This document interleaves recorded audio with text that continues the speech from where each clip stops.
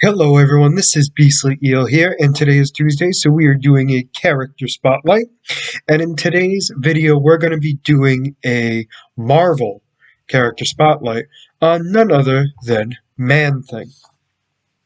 The reason why we're doing this is because Man-Thing made his MCU debut in The Werewolf at Night.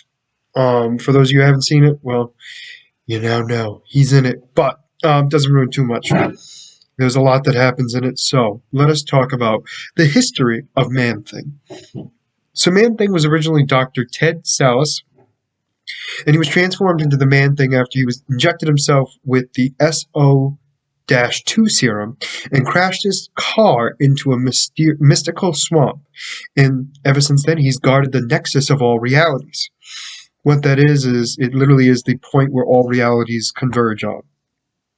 Now, we're going to go a little bit into his past. So Dr. Ted Sallis was a biochemistry professor who worked at Empire State University. The U.S. States Army recruited him into Project Sulphur, which aimed to allow soldiers to survive biochemical warfare.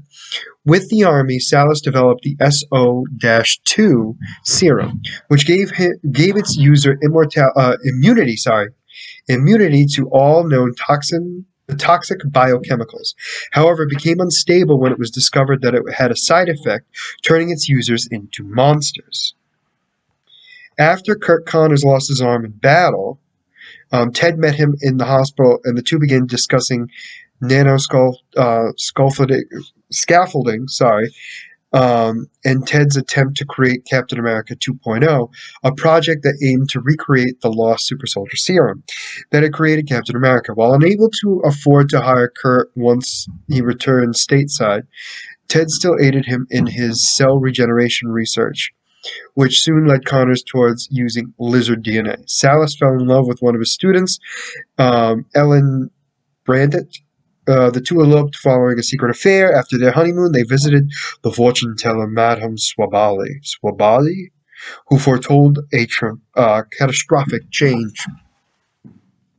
Due to his own research needing to be moved somewhere more secluded, he discussed with Ellen the idea of moving to the Everglades as it would be closer to Kurt. Sallis was then reassigned to Project Gladiator, a SHIELD research project based in the Florida Everglades. Sallis modified his SO-2 formula as the basis for the new super soldier serum. The subversive organization AIM wanted the serum and corresponded with Elaine, who Ted had long neglected since their honeymoon, and upon completing his new serum, Ted committed its formula to memory and burnt his records. When Ellen led Ted into an ambush, he fled and attempted to reach Curt Connors' lab. While fleeing, he injected the only existing sample of the serum into himself just before his car crashed into the swamp. He could have died, but the magical energies of the swamp, combined with the serum as well as some of Curt Connors' regeneration serum, transformed him into a hideous creature later known as Man-Thing. His intelligence rapidly fading, Sallis then slew the AIM agents and horribly burned half of Ellen's face. Unknown to Sallis, Ellen was pregnant. Had been pregnant, sorry. Man-Thing returned to his former laboratory after he stumbled across Project Gladiator's creator, Wilma Calvin. The locals assumed that there was witchcraft happening and captured one of the project members, Barbara Morris. Though the locals had been secretly led by AIM, after threatening the entire project members, the locals were slain by Man-Thing. He returned to the swamp not long after. Wilma appeared to recognize him as Ted, but was shot and went into a coma. After wandering through the swamp for a time, he stumbled into the writer's mansion, and Man-Thing and Sallis appeared to be separated. Sallis was then looked after by the family that lived there. However, this turned out to be an illusion conjured by the writer, who was using Sallis to finish his book by bringing the character to life. When the transformation of Ted Sallis into Man-Thing virtually unknown to the world at large, the two of his former colleagues, Barbara Morris and Paul Allen, brought in Khazar, who's a mutant in the Savage Lands to try and track him down. At the same time, AIM returned once again to try and obtain Salus's formula. AIM captured Man-Thing in a pit after Khazar had began to follow him. Confronting AIM, Khazar fell into the pit, and after a short fight in which Man-Thing had the upper hand, Man-Thing was then knocked out by AIM. Going in to kill the pair, they were saved by Zabu. Pulling the unconscious Man-Thing out of the pit, the duo took him back to the lab, where they discovered that Paul and Wilma have been captured by AIM. While Khazar leaves, Man-Thing slipped through his bars and followed them to AIM's secret base. After discovering the truth about Paul working for AIM, Man-Thing busted through the wall of the base and rescued Khazar. After everyone gets out, Man-Thing blows up the base with him inside. Now, later on, he meets Ellen in the swamp. She removes the bandages to reveal that her face was fully healed and no longer feels scared of Man-Thing, who did not realize who she truly was. Showing no fear, the two then touched. Due to showing no fear, Ellen was not burnt, and sensing her sadness, Man-Thing left. Now, Man-Thing has fought many creatures at this time. He's fought demons. He's fought... I'm trying to think of what else has he fought. He's fought demons. He's fought creatures from ancient Atlantis, which I find interesting. He's had to deal with people going into a swamp, corrupt businessmen, racist cop, all these things. Eventually, he meets the superhuman community. Man-Thing has teamed up with the likes of the Thing to take down the Molecule Man's son. He's also had to protect the Nexus of Realities, which is apparently where his swamp is, which is interesting.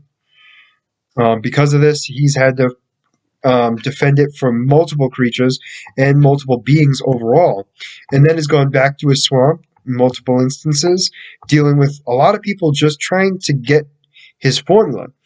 He's had to team up with the likes of Ghost Rider, Morbius, the Werewolf, which they later became the League of Monsters. He's also had to deal with the Mad Viking, who's a villain he had to fight. He's also teamed up with Iron Man. Trying to think of who else. A lot of people, to be honest with you. But overall, he's had to. He's actually teamed up with Baron Mordo at one point to pawn him against Doctor Strange, which wasn't that hard because Man-Thing really doesn't have. How do I put it? A lot of brain power going in. He's had to fight Thor at one point. He's had to fix the realms overall. He's even teamed up with many others. He was part of the Thunderbolts at one point with Norman Osborn. He also teamed up with he was attacked at one point in Fear itself. Man-Thing. They had to fight Man-Thing. And the Fearsome Four was a group of heroes. It was Howard the Duck, She-Hulk, Nighthawk, and Frankenstein's monster. And they had to stop Man-Thing, who was uncontrollable rage, was going way too hard. And they had to take him out. Now, he cannot die that easily, so they were able to not kill him. I guess the best way to put it. And then during the Enter the Phoenix, this is when the cosmic force known as the Phoenix Force returned to Earth and looked to determine its next host. And Man-Thing was one of the many individuals summoned to the White Hot Room for it. Now, during this time, each of the members that were considered to be part of it were given a bit of the Phoenix Force to see how well they were able to handle it and fight in general.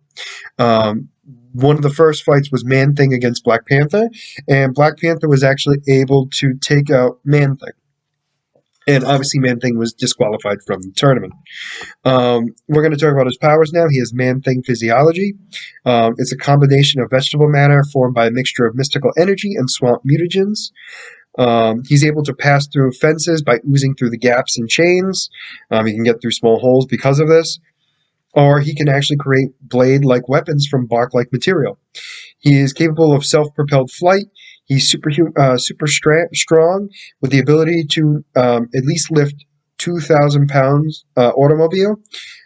Supposedly his might is limitless as he's a living embodiment of the Earth's life force, making him one of the physically strong Strongest characters in the Marvel Universe. Chlorokinesis, he has the ability to control and manipulate plant life. Superhuman durability. He's resistant to most physical attacks because he's not entirely solid. So a fist or a bullet usually just passes right through him. He has empathy, and he also has acidic secretion.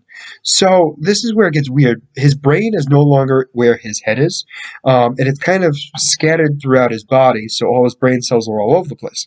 Because of this, he's not in full control of himself, and he's not able to have a full conscience because of this. And so this is where he kind of goes through, he kind of senses emotion, but he's not really sure of what's going on overall. And he also has the ability to secrete this acid from his body that burns from the inside out. Reality displacement, he has access to the nexus of realities. He has the ability to transplant settings from different dimensions onto the primary Marvel universe, even interchanging alternate reality counterpart appearances with the main iteration of core continuum characters with other versions of themselves. So basically, can turn people into other versions of themselves. Size enhancements. When he's fueled with enough fear, Man-Thing can grow to massive sizes.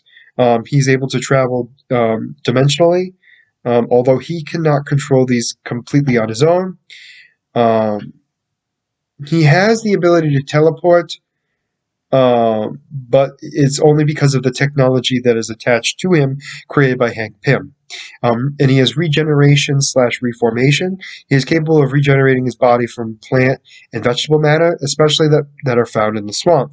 He's able to remake his body even when it's believed to be near death, and can form tendrils to send out any matter in which to aid his regeneration.